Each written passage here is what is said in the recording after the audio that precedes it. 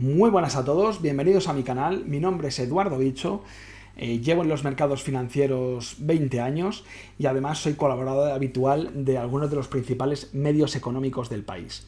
A lo largo de mi trayectoria he conseguido profundizar tanto en análisis técnico como en análisis fundamental. Sé que para muchos está reñido estos dos conceptos, pero creo que son totalmente complementarios. Yo personalmente utilizo los dos. Quizá el análisis fundamental o value investing para determinar qué valores pongo en el radar, pero creo que el análisis técnico también es bastante útil a la hora de buscar los puntos de entrada y de salida para marcar una estrategia.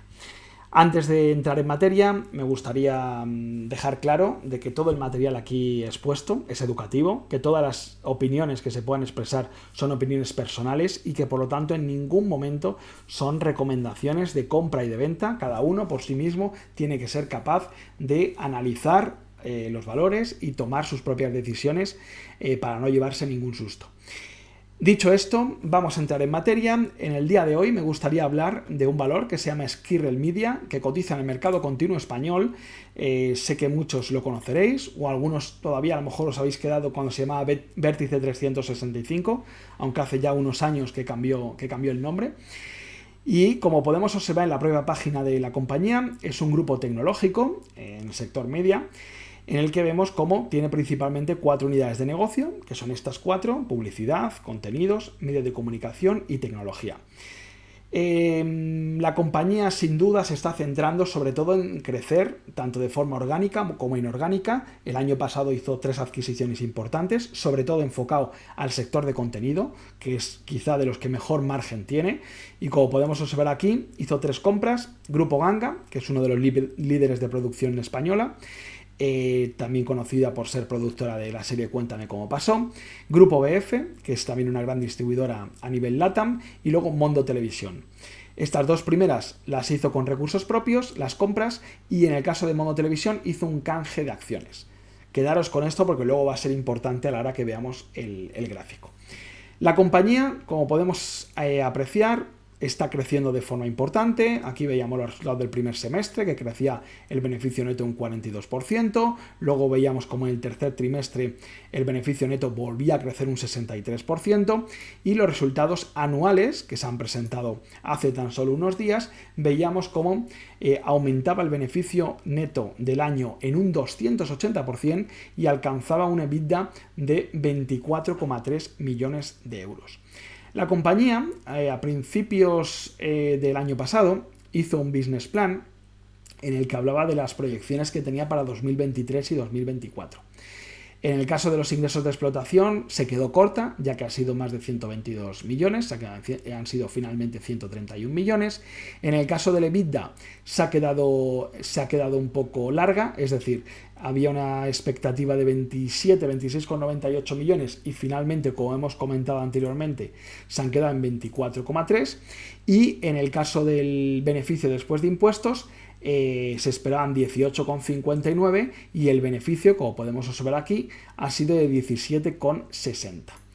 A pesar de esto, los resultados han sido realmente buenos y es lo que me hizo publicar un tweet el día que publicó los resultados, poniendo mucho ojo con Sqirrel Media, que si rompe al alza el canal lateral puede dirigirse hacia 1,96 o 2 euros.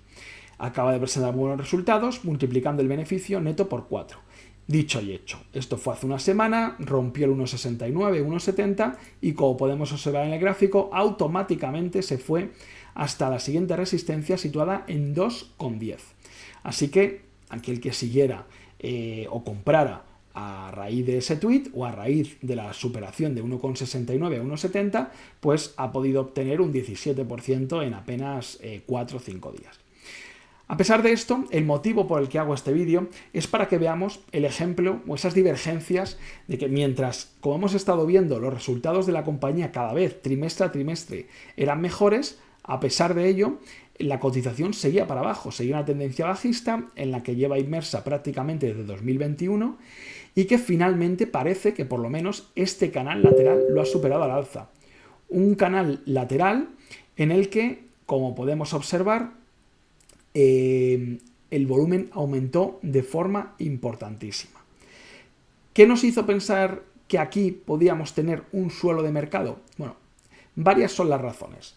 En primer lugar, como podemos ver, aquí hay dos flechitas en rojo. La primera es cuando anuncian que adquieren Mondo Televisión y que va a haber un canje de acciones. En ese momento, la compañía da la posibilidad a los accionistas actuales de Mondo, que cotizaba en el BM Growth y que finalmente era comprarla para excluirla de cotización, a un precio de canje de 3,20 acciones del precio de Skirrel Media.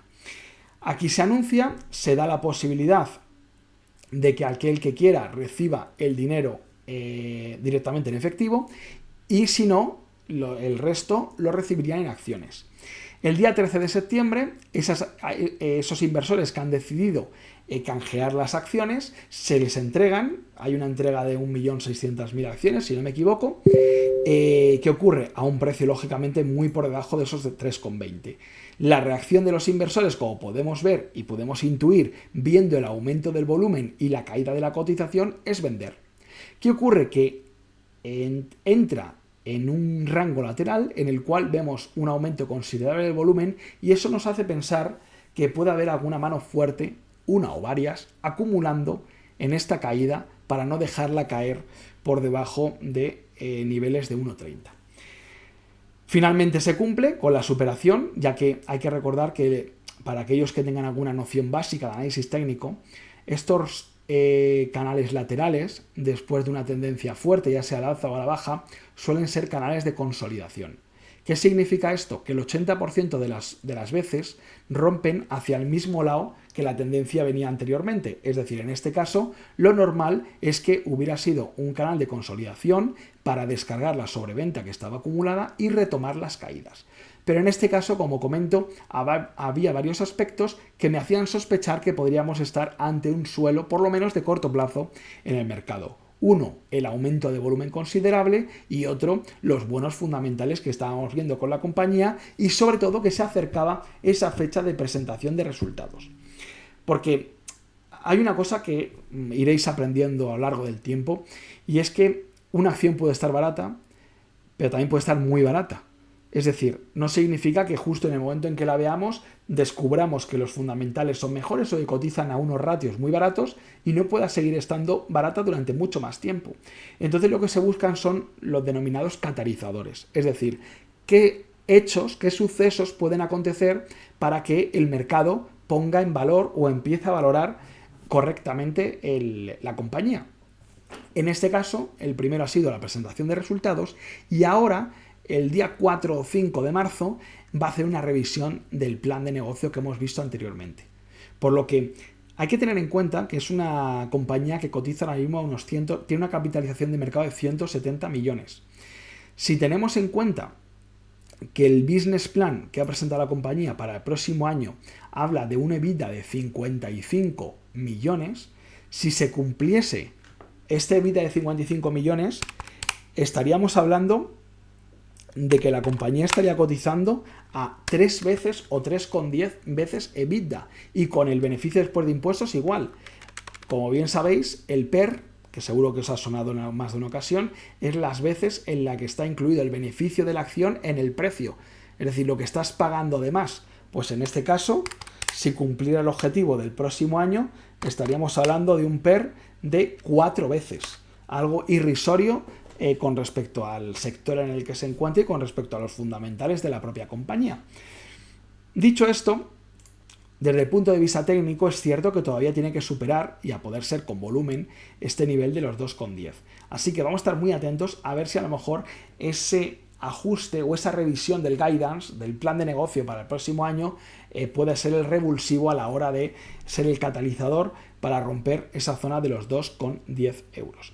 Además aquí, otro de los indicios que nos hacían pensar en que podríamos estar ante un suelo de corto plazo, las divergencias alcistas que veíamos aquí. Esas divergencias alcistas en el MAC también nos hacían pensar que podríamos estar ante un suelo y un agotamiento en esa tendencia bajista. Insisto, si supera los 2,10, lo normal es que veamos un nuevo tramo alcista importante. Mirar como la media, por ejemplo, de 200 sesiones está en los 3 euros y vamos a estar muy atentos a ver qué dice la compañía con respecto a las expectativas de este año. Creo que es muy buena noticia que la empresa se esté centrando en contenidos. Ahora mismo la parte de contenidos es prácticamente un 44-45% del revenue, de los ingresos de la compañía. Y luego también un 70% aproximadamente del beneficio neto. Así que creo que la estrategia de la compañía es clara. Creo que os he puesto por aquí. Sí, tras la presentación de los resultados, esto es importante, dice Pereiro profundiza en las estrategias que han impulsado este crecimiento, destacando el área de contenidos, donde la compañía ha experimentado un asombroso crecimiento.